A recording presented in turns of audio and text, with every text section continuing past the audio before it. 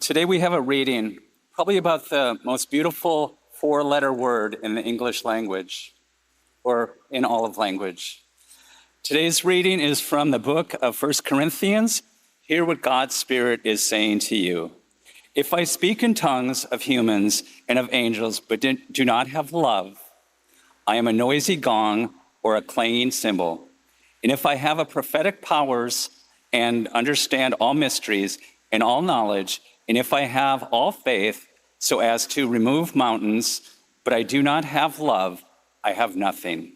If I give away all my possessions, and if I hand over my body so that I may boast, but I do not have love, I gain nothing. Love is patient. Love is kind. Love is not envious or boastful or arrogant or rude. It does not insist on its own way. It is not irritable. It keeps no records of wrongs. It does not rejoice in wrongdoing, but rejoices in the truth. It bears all things, believes all things, hopes all things, endures all things. Love never ends. But as for prophecies, they will come to an end. As for tongues, they will cease. As for knowledge, it will come to an end. For we know only in part, and we prophesy only in part. But when the complete comes, the partial will come to an end. When I was a child, I spoke like a child. I thought like a child. I reasoned like a child. When I became an adult, I put an end to childish ways. For now we see only a reflection, as in a mirror. But then we will see face to face. Now I know only in part, then I will know fully, even as I have been fully known. And now faith, hope, and love remain, these three. And the greatest of these is love. Here ends the reading of the words that give us insight into God. May God grant us wisdom and courage for interpretation.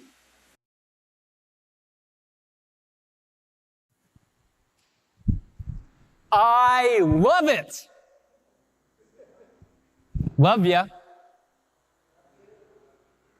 I love you. That's so great. I love it. Love. Love is all you need, right? But what exactly does that word mean, love? It's kind of an all-encompassing word in our English language, isn't it? And what exactly it means really depends on who's saying it and what the context is. It can sound different if you're reading it or if you're hearing it. And that word love, it has the power to build up relationships or to destroy them if it's used at the wrong time. It can be a heartfelt affirmation. It can convey collegiality or friendship. It can even be sarcastic. Love is all you need, right? A lot of times, Christians who are in our camp are kind of looked down upon by other Christians, I would say, because sometimes other Christians will say, well, you know what? You all just want to talk about love. That's all you want to talk about is love. There's more to the gospel than love, after all. But if you had to distill Jesus' teaching, or the gospel, or the whole Bible down to a single word, it would be love. And it's as easy as that. And it's as hard as that, because love may sound trite, it may sound easy, but it ain't. Love is hard. And that word love, it is beautiful and it is versatile, but in the English language, it can be hard to know exactly what you mean. But did you know that in the Bible, in Greek, there are 4 main words that are used for love, and they are different Did you know this? There are different words for love that are used in the Bible, and in English, they're all translated as love. So there is eros, and eros is the sensual, romantic, all-consuming, all the feels love. You know eros? It's named after the Greek god Eros. The Roman version is Cupid, Eros. Then there is storge love. And storge love is familial love. Like a parent feels for their child, or you feel for your parents, or siblings, or uncles, or even cousins. Storge love. It's the kind of love where you feel connected to someone even if you don't really like them, you know? Like, oh, Uncle Bob, you gotta love him. You know that? You gotta storge him. That's the love in Greek. Then there is philia. Philia. Philia is communal love, like community love, like love for a person for being a fellow human being. Kindness. Philadelphia comes from this brotherly love, right? Philia. All of this is relational love. It's built on your relationship with other people, someone you have a romantic relationship, or you're connected to as a family, or you're connected to communally. But the word that is most often used in the Bible, that we translate as love, isn't eros, it isn't storge, it isn't philia. It is a word called agape. And agape, sometimes translated as loving kindness or as Christian love, agape is a different kind of love. It is an uncompromising, unconditional, self-sacrificing love. And so when we read about love in the Bible, almost always the type of love that we are reading about is agape, unconditional, self-sacrificing love. So when we read that God is love, we are reading that God is agape. God is love. When we are told that we are to love our neighbor, we are told that we are to agape our neighbor. Unconditional, self-sacrificing love. And I don't know if you remember this or not, but Jesus doesn't even stop there. Jesus says, you must agape, unconditional, self-sacrificingly love even your enemy. Whew. I told you, it ain't easy. Right? Because, man, when you break it down, the kind of love that Jesus calls us to is incredibly difficult love. Unconditional, unrelenting, self-sacrificing love. What on earth got into Jesus that he thought that's the kind of love that we needed to practice? It's also the love that Paul's writing about in 1 Corinthians 13. So I think we're conditioned maybe to think that this is about eros, about romantic love, because it's often read at weddings. We often hear it in media talking about romantic love. You know, if you're going to be with this person for 50 years, love is patient, love is kind. Or sometimes we think, well, maybe it's about storge love, about familial love, right? Oh, you're going to raise those kids. Love is patient. Love is kind. Same with Uncle Bill. Love is patient. Love is kind. Or even philia, communal love. You know, if you're going to make it as a community, you got to be patient. You got to be kind. You can't be envious or boastful or arrogant or rude. But the word that Paul uses is agape, unconditional, unrelenting, self-sacrificing love. That the Christian love to which we are called is one that we practice towards everybody. And it is patient, it is kind, it is not envious or arrogant, or boastful or rude. Simply put, it is beautiful and it is hard. It is hard. It's also what keeps me following Jesus. Because this type of love is the kind of thing that over and over again grabs me by the arm and the heart and the soul and wrangles me when I don't want to be wrangled. Because it calls me to compassion when I don't want to show it. Because maybe you all are better people than me, you probably are, but there are a lot of times when I'm not inclined to want to love.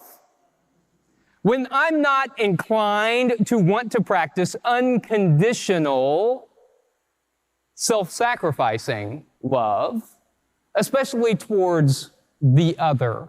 You know what I mean? The other? People who are different from me, people who look different from me, people who have different beliefs than I have. This one is hard for me. Because when people have different beliefs than I have, especially if I think they're beliefs that are harmful beliefs, that are oppressing others, I'm inclined not to love those people, but to hate those people. And the thing that Jesus calls us to is agape that transforms our souls so that we don't get wound up in all of that. And I want to give you an example. So when I heard that the former president had been shot, there was a small part of me, an unchristian part, that thought, good.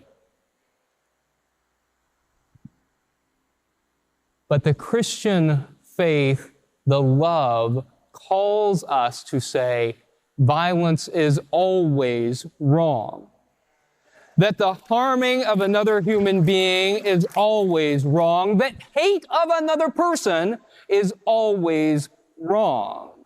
It is unconditional, self-sacrificing love that Christ calls us to. And you know why He calls us to that type of love? It's not just because it changes and saves the world, because that kind of love is salvific. It's not just because of that, but it's also because that kind of love, agape love, it saves our very souls. It transforms us internally because it keeps us from giving into things like hate, from giving into things like bitterness or resentment. The stuff that we are sometimes inclined to allow ourselves to give into, that kind of radical love transforms us. And when we start with ourselves, that is the very beginning of changing absolutely everything. And it's what it means to be a Jesus follower. Unrelenting, unconditional, self-sacrificing agape love is the love to which we are called. And boy, oh boy, is it hard. Paul describes it in detail in 1 Corinthians 13. He goes through all this beautiful language about what love is. And then this isn't by accident, because nothing Paul says is by accident. You ever notice this? I mean, he's intentional about what he says. And Paul says this. He says, now we understand only in part. We see through a mirror dimly. And I like that version of it, I think, through a mirror dimly. Because have you ever looked in one of those old mirrors? Like, not the nice, clean, crisp mirrors that we have today, but think of a mirror even a couple hundred years ago. You've seen those in the antique stores and all, where you can't really see the reflection very clearly, and maybe there's a bunch of these black spots on there and it's cloudy. You know those mirrors? You know what I'm talking about?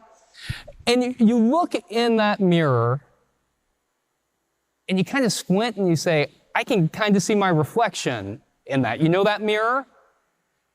You're looking in the mirror dimly. All the understanding that we have of God is incomplete because God is ultimately ineffable, is beyond our understanding. And that's why here at UCC we say that we leave a broad room for interpretation, because all we are doing is trying to express that which is ultimately inexpressible, understanding God the best we can, making room. But if we want to know what God looks like, we look around. And I don't just mean around here at University Christian Church. I don't mean just looking around at Christianity. I don't mean just looking around at America. I don't mean just looking around at our political party. I mean looking around at absolutely everybody. And if you want to know what God looks like, it's like that. We see through a mirror dimly, but we know that the path to seeing God face to face, to understanding the completeness and fullness of God, is agape. It is unrelenting, unconditional, self-sacrificing love. It's hard, but is it ever worth living for? Jesus tells us that God is agape, unrelenting, unconditional, self-sacrificing love for us, and that feels good, right? To know that God never lets go of you, that despite what some Christians say, God is never turning God's back on you, that there is nothing you can do, nothing you can say that will make God let go of you. God is agape. And then Jesus tells us that you ought to agape, unrelentingly, unconditionally, self-sacrificingly love God with all your heart, soul, strength, and mind. And then that you ought to agape your neighbor as yourself. Unrelenting, unconditional, self-sacrificing love of neighbor. And that you ought to agape your enemy. Unrelenting, unsacrificing, self-sacrificing love for everyone. And so, friends, today I pray that we are all blessed, not just with any old version of love, but with agape love, with the love that calls us to be out in the world, refusing to let go whenever it is hating, a love that refuses to let us go when we want to give into those parts of us that want to hate. But instead, we're wrangled towards love, and we use that love to transform the world. May it be so, and thanks be to God. Amen.